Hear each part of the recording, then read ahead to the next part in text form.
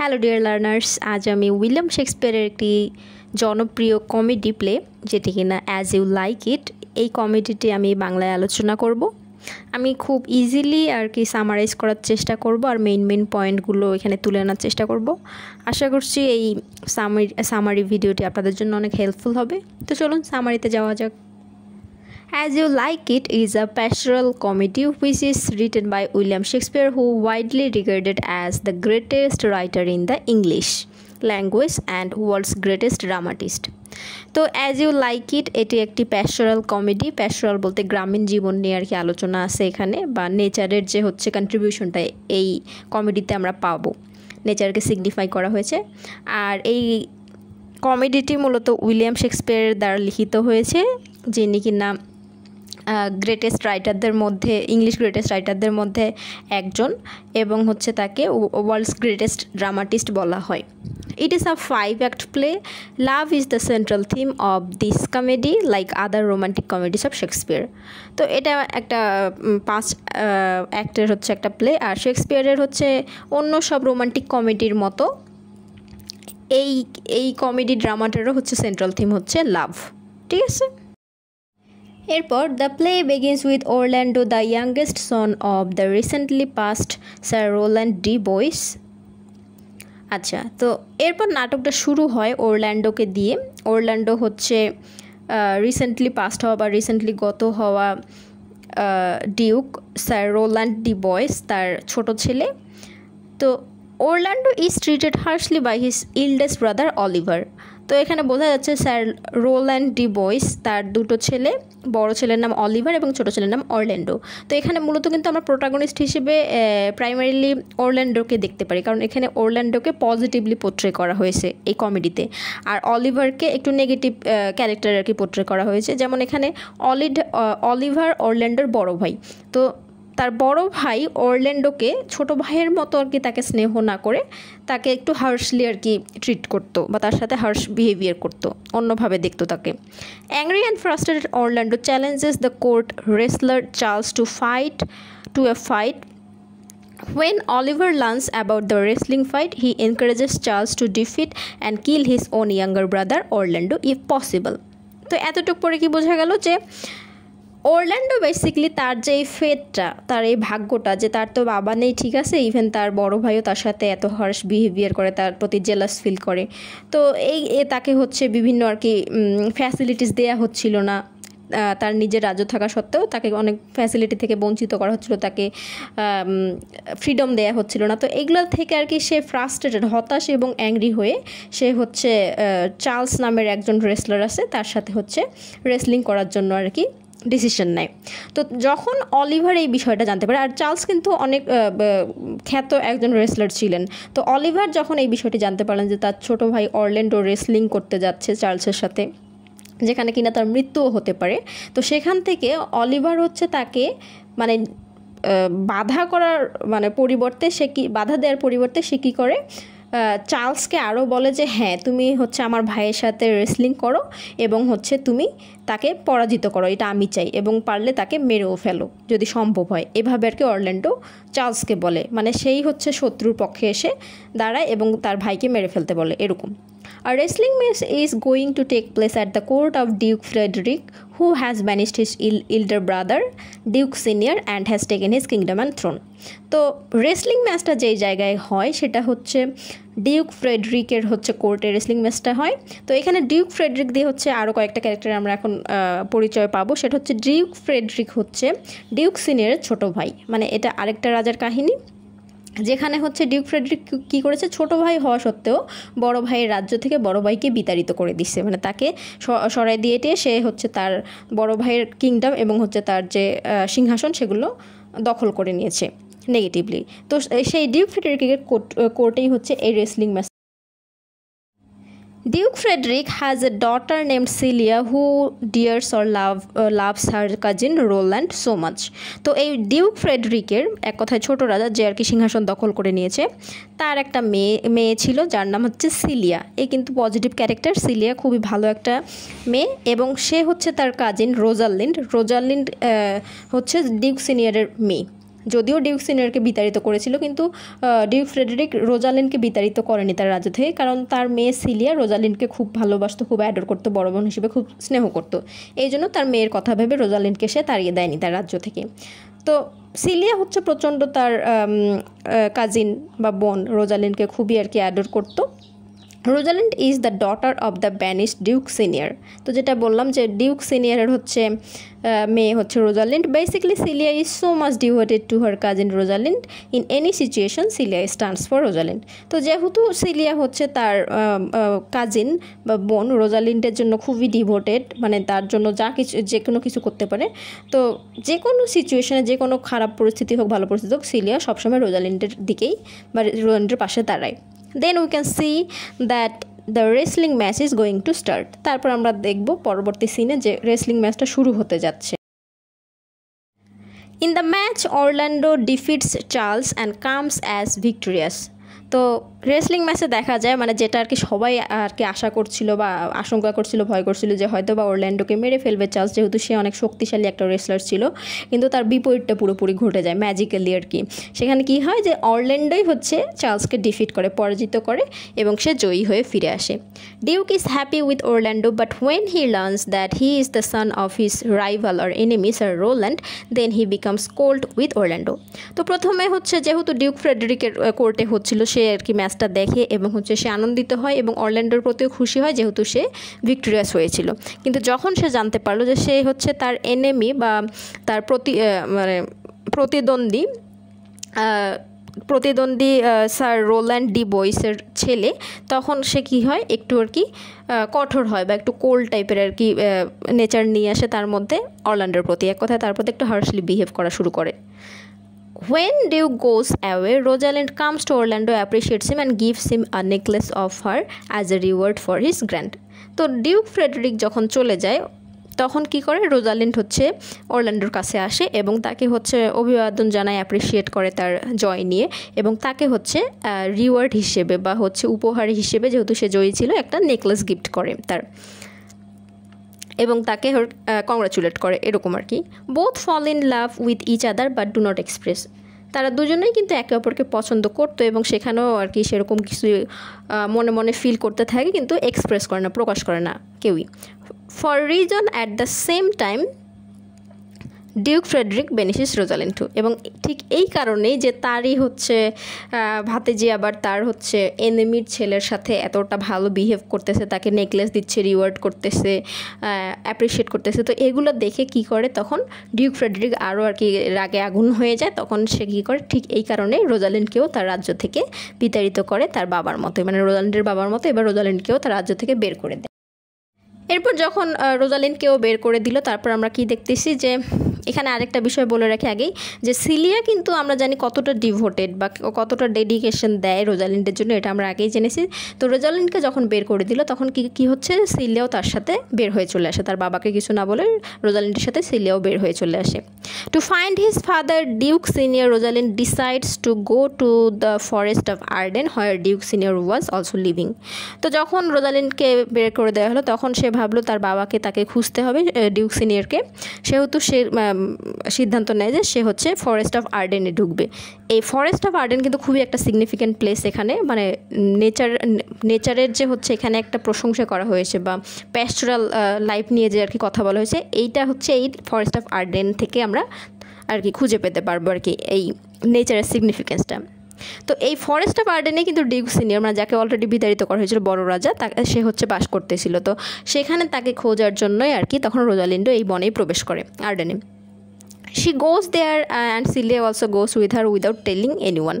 তো সে এবং সিলিয়া কাউকে কিছু না বলেই সেই বনে চলে যায়। There they both disguise themselves, Rosalind as the young man Ganymede and Celia as his sister Elaina. তো তারা যখন বনে ঢুকে তখন তারা নিজেদেরকে ছদ্মবেশে আর কি রূপান্তরিত করে নেয়। রোজালিন্ড হচ্ছে একটা ইয়াং ম্যানের ছদ্মবেশ ধরে, যার নাম দেয়া হয় এখানে হচ্ছে গ্যানিমেড, মানে গ্যানিমেড নামে সে আর কি প্রবেশ করে সেখানে, এবং সিলিয়া তার ছোটো বোন হিসেবে এখানে আর কি নিজেকে এক্সপ্রেস করে, যার নাম হচ্ছে Aliena. Touchstone the court fool also goes with them in the forest.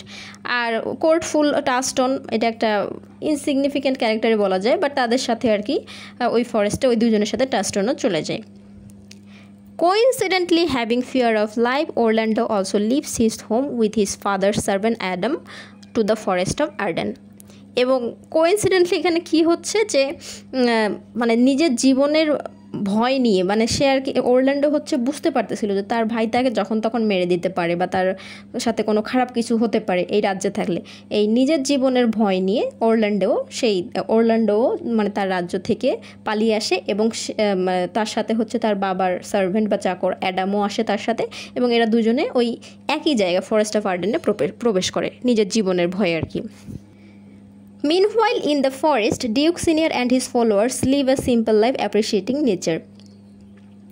তো এখানে আমরা কি দেখতে পাই যে ফরেস্টে হচ্ছে ডিউক সিনিয়র এবং তার ফলোয়ার্সরা, তাদেরকে যারা আর কি মানে যেই লোকগুলো আর কি ডিউক সিনিয়রকে ফলো করে বা হচ্ছে অনুসরণ করে, তারা হচ্ছে এই ফরেস্ট অফ আর্ডেনে খুব সুন্দর একটা সাধারণ একটা জীবনযাপন করছিল। এবং তারা মানে ডিউক সিনিয়র বেসিকলি মানে সে হচ্ছে নেচারটাকে খুবই মুখ্যভাবে আর কি অ্যাপ্রিসিয়েট করে, প্রশংসা করে যে তার নেচারের কাছে এসে তার লাইফটাই বদলে গেছে, সে অন্যরকম হয়ে গেছে, আরও সহজ হয়ে গেছে, এরকম আর কি নেচারের প্রশংসা করতে থাকে ডিউক সিনিয়র।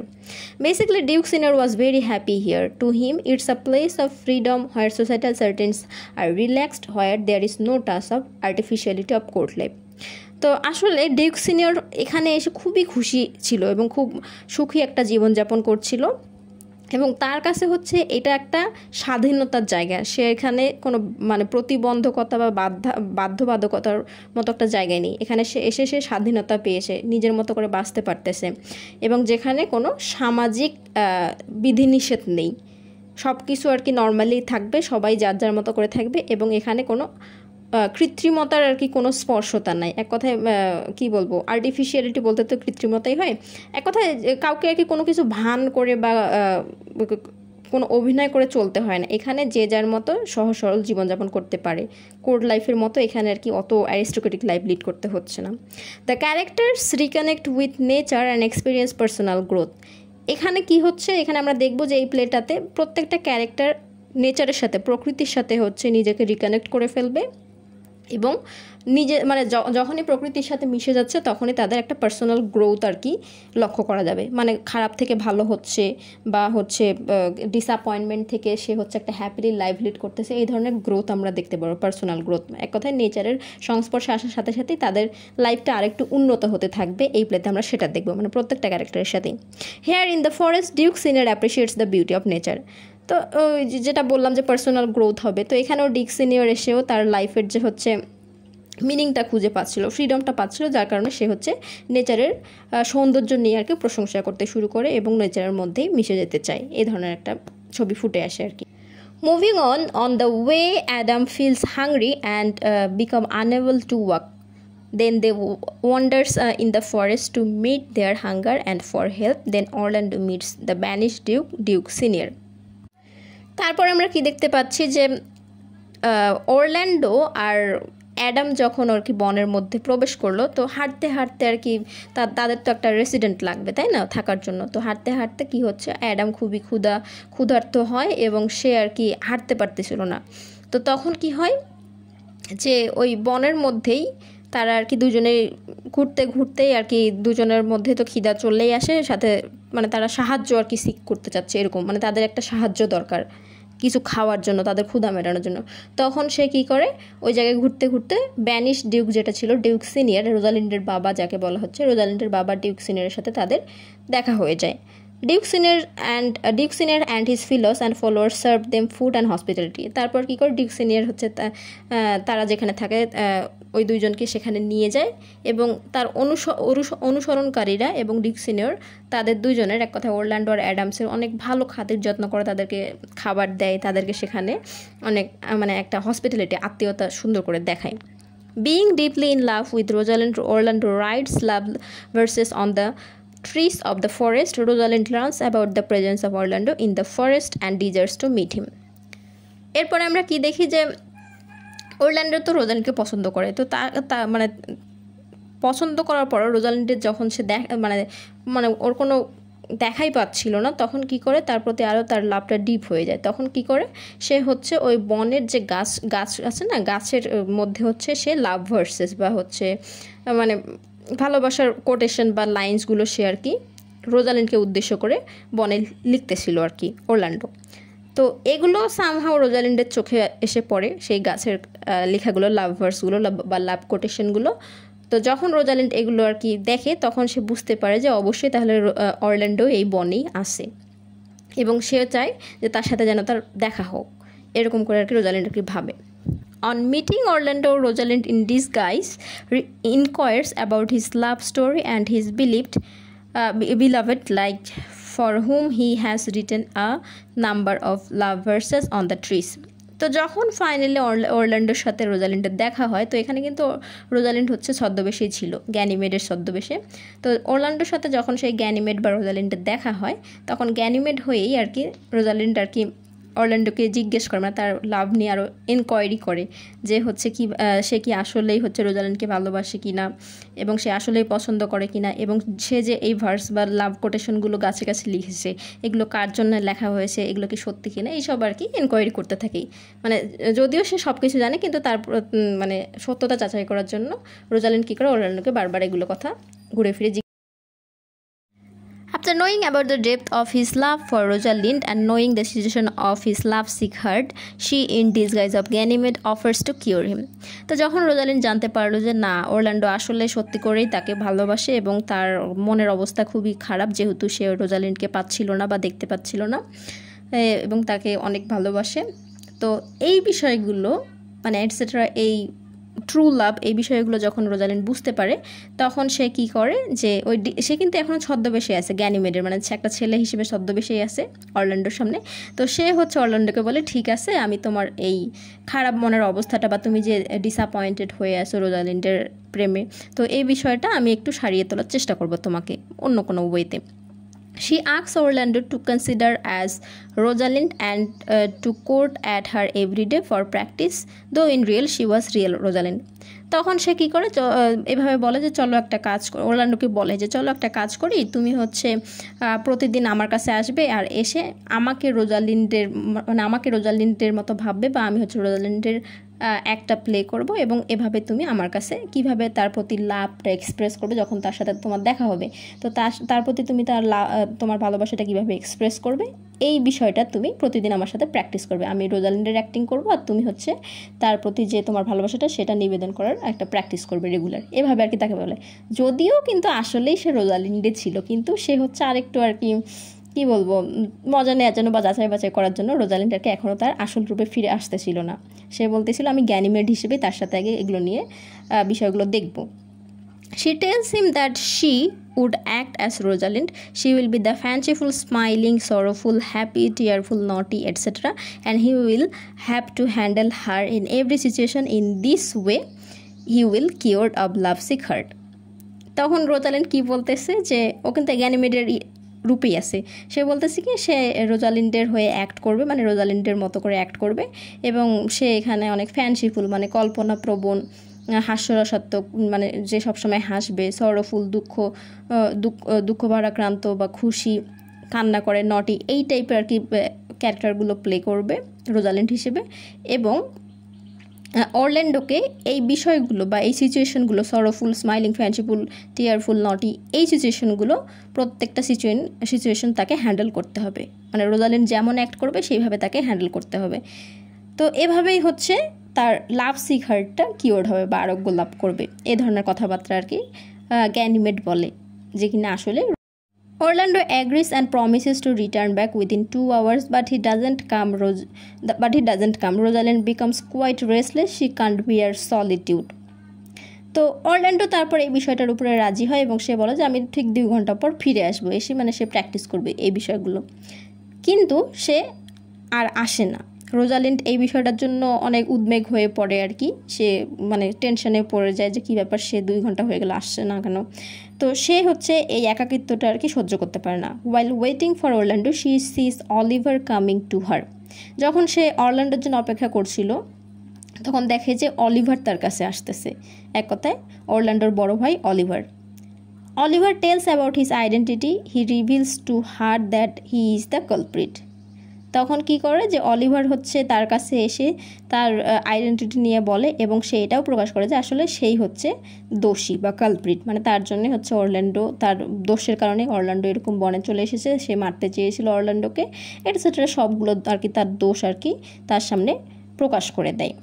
ওই যে বলছিলাম না, ওই যে নেচারের সংস্পর্শে আসা মাত্রই প্রত্যেকটা ক্যারেক্টার এখানে তাদের পার্সোনাল গ্রোথ, এক কথা তাদের যে চারিত্রিক বা ব্যক্তিত্ব যে একটা গ্রোথ থাকে এটা আর কি হতে থাকবে, এক কথা তারা নেগেটিভ থেকে পজিটিভের দিকে ধাবিত হবে নেচারের সংস্পর্শে আসার মানে সাথে সাথেই। তো সেটা এখন অলিভারের সাথে হচ্ছে, যেহেতু কারণ প্রথমে কিন্তু অলিভার খুব নেগেটিভ একটা ক্যারেক্টার ছিল, যে কিনা অরল্যান্ডোকে মারতে চাচ্ছিল, তার খারাপ করতে চাচ্ছিল, কিন্তু শেষে এসে কি দেখতেছি যে সে ইয়ের কাছে আসে, কি বলে রোজালিন্ডের কাছে আসে এবং সে তার যে দোষগুলো বা ভুলগুলো ছিল সেগুলো সব প্রকাশ করে দেয়। He didn't provide education to Orlando, that was his legal right. He also explains to her that he wanted to kill Orlando even. But when he came to the forest in search of Orlando, he slept under a tree where a lioness was about to kill him, but Oliver saved him by risking his life. তো এখানে তারপর সে রোজালিন্ডকে বলে, এক কথায় Oliver negative character যেটা ছিল প্রথম থেকে, সে রোজালিন্ডকে বলে যে আসলে সে হচ্ছে তার প্রতি জেলাস ফিল করতো, সে ইচ্ছে করেই হচ্ছে অরল্যান্ডোকে কোনো শিক্ষা প্রোভাইড করেনি, কোনো আর কি শিক্ষাদান করেনি, তাকে পড়াশোনার সুযোগ করে দেয়নি, যেটা কিনা তার লিগ্যাল রাইট ছিল, তারপরে সে সেটা সুযোগ দেয়নি এবং সে এটাও এক্সপ্লেন করে যে সে তার জীবন নিতে চেয়েছিল, অলিভারের জীবন নিতে অরল্যান্ডোর জীবন নিতে চেয়েছিল।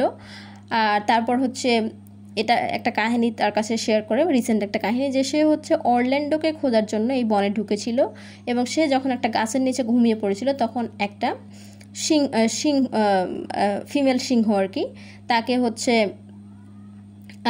হত্যা করতে যাচ্ছিল, কথায় সে সিংহের কবলে পড়তে যাচ্ছিল, তখন অলিভার সেখানে যায় এবং তাকে তার জীবন আর কি রিস্কে রেখে তাকে বাঁচায়। মানে ওখানে কিন্তু অলিভার হচ্ছে অরল্যান্ডো হচ্ছে মারা যেতেও পারতো, কিন্তু সেখানে কি করতেছে অরল্যান্ডো তার জীবনকে বিপন্ন রেখে তার ভাই অলিভারকে বাঁচাচ্ছে।